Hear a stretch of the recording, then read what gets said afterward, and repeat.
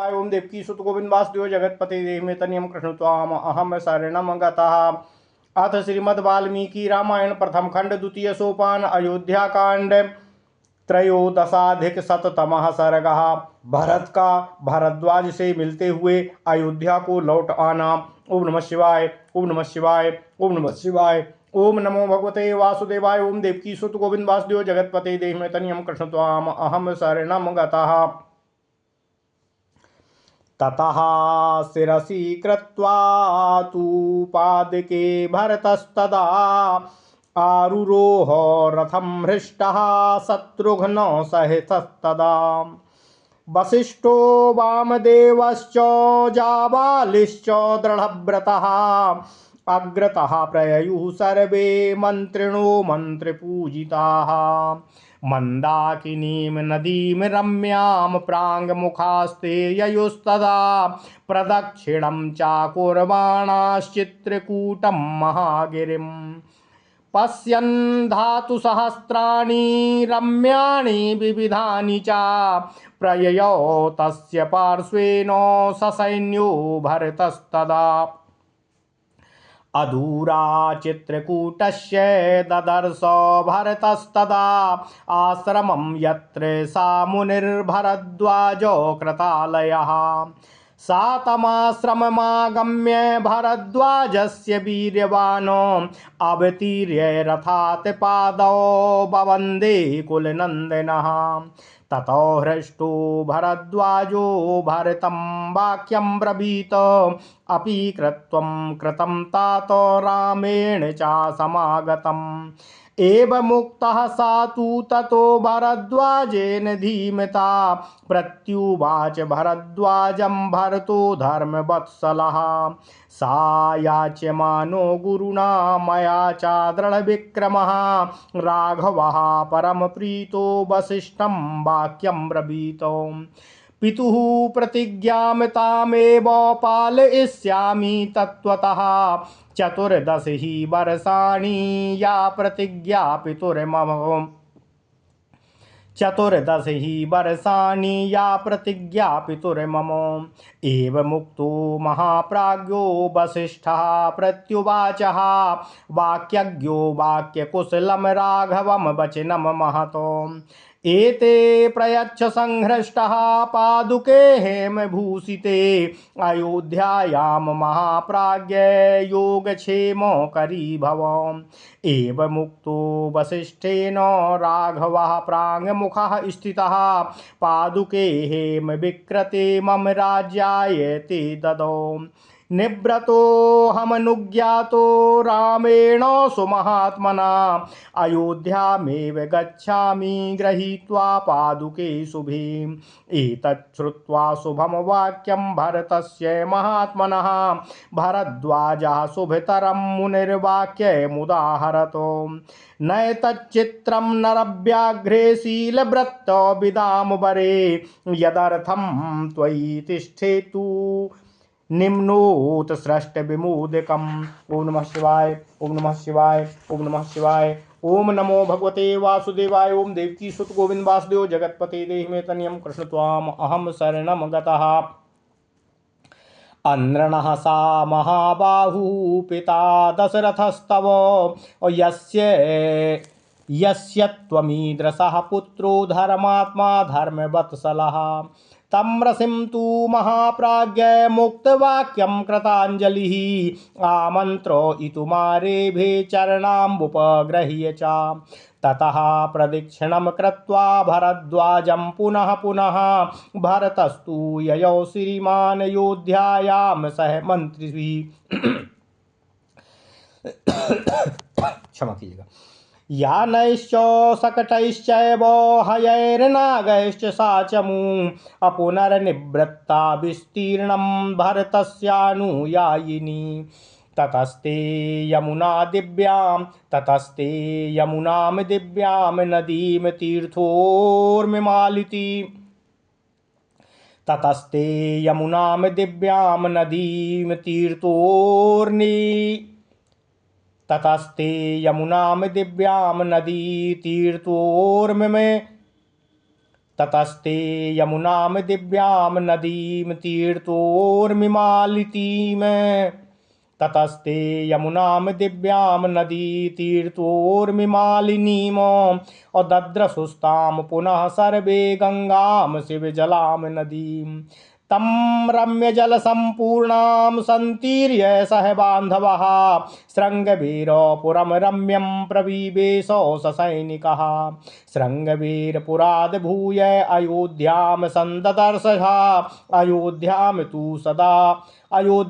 तु तदा दृष्ट्वा पित्रा भ्रात्रा विवर्जिताम् भरतो दुःखसन्तप्तः सारथिं चेदं ब्रवीत सारथे पश्य विध्वस्ता अयोध्यां न प्रकाशते निराकारा निरानंदा दीना प्रतिहतस्वना। ओम नमः शिवाय ओम नमः शिवाय ओम नमः शिवाय।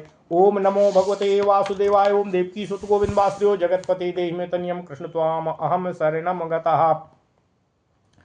अथ श्रीमद् वाल्मीकि रामायण प्रथम खंड द्वितीय सोपान अयोध्या कांड 113वां सर्ग। भरत का भारद्वाज से मिलते हुए अयोध्या को लौट आना। ओम नमः शिवाय ओम नमः शिवाय ओम नमः शिवाय।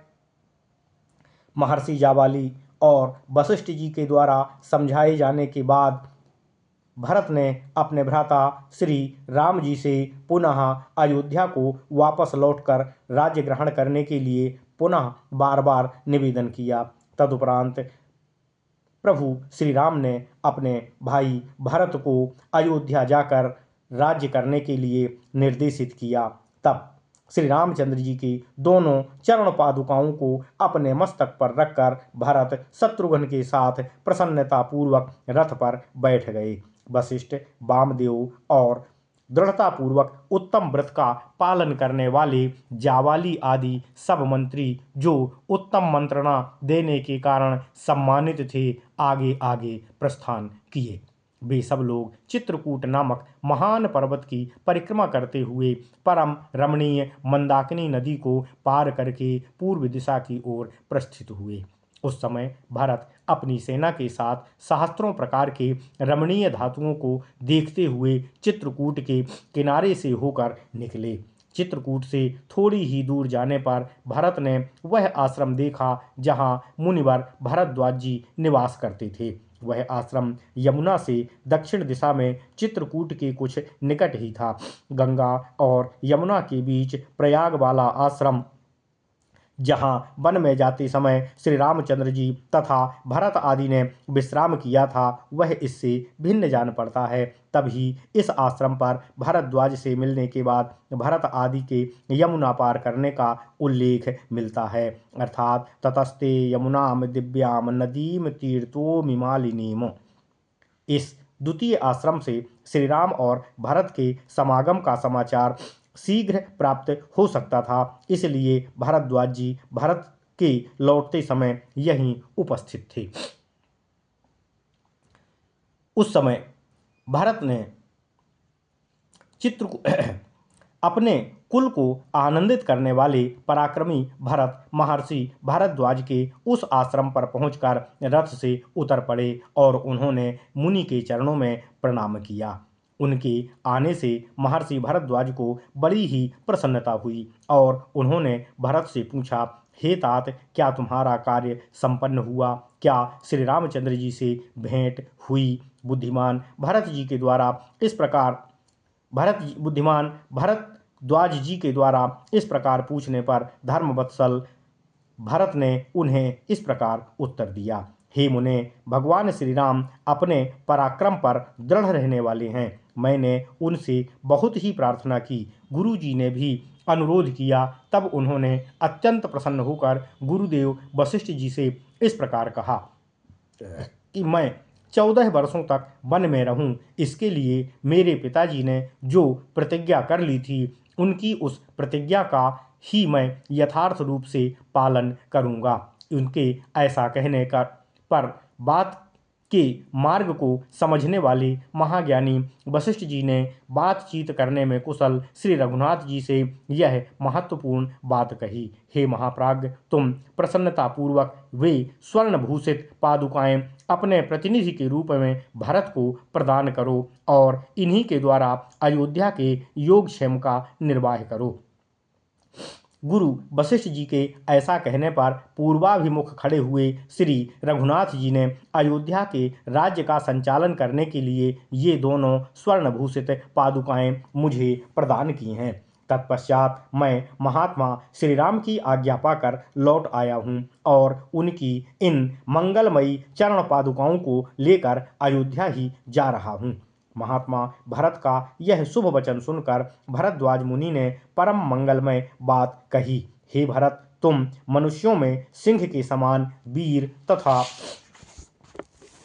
शील और सदाचार के ज्ञाताओं में सर्वश्रेष्ठ हो। जैसे जल नीची भूमि में जलाशय में सब ओर से बहकर चला जाता है, उसी प्रकार तुम सारे श्रेष्ठ गुणों से स्थित हो। कोई इसमें आश्चर्य की बात नहीं है।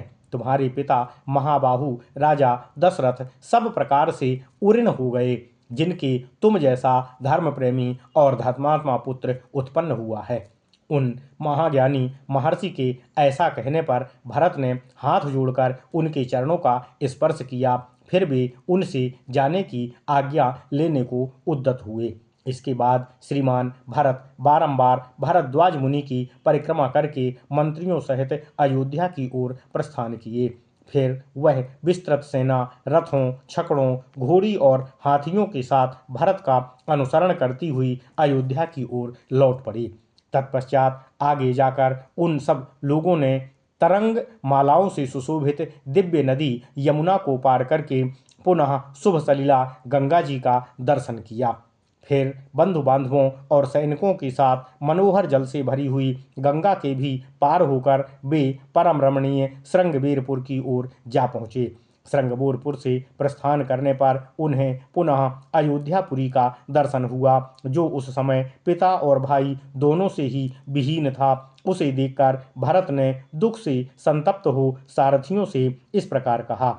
हे सारथी, हे सुमंत्र जी, देखिए अयोध्या की सारी शोभा नष्ट प्राय हो गई है, अतः यह पहले की भांति प्रकाशित सुशोभित नहीं हो रही है। इसका वह सुंदर रूप, वह आनंद जाता रहा है। इस समय यह अत्यंत दीन और नीरव सी प्रतीत हो रही है, क्यों अब यहाँ प्रभु श्री राम का निवास नहीं है। ओम नमः शिवाय। इत्यर्थे श्रीमद् रामायणे वाल्मीकीये आदिकाव्ये अयोध्याकांडे त्रयोदशाधिकशततमः सर्गः। इस प्रकार श्री वाल्मीकि निर्मित आर्ष रामायण आदि काव्य के अयोध्या कांड में 113वां सर्ग पूर्ण हुआ। ओम नमः शिवाय, ओम नमः शिवाय, ओम नमः शिवाय। ओम नमो भगवते वासुदेवाय। ओम देवकी सुत गोविंद वासुदेव जगतपते देहि में तनियम कृष्ण त्वाम अहम शरणम गतः। ओम नमः शिवाय।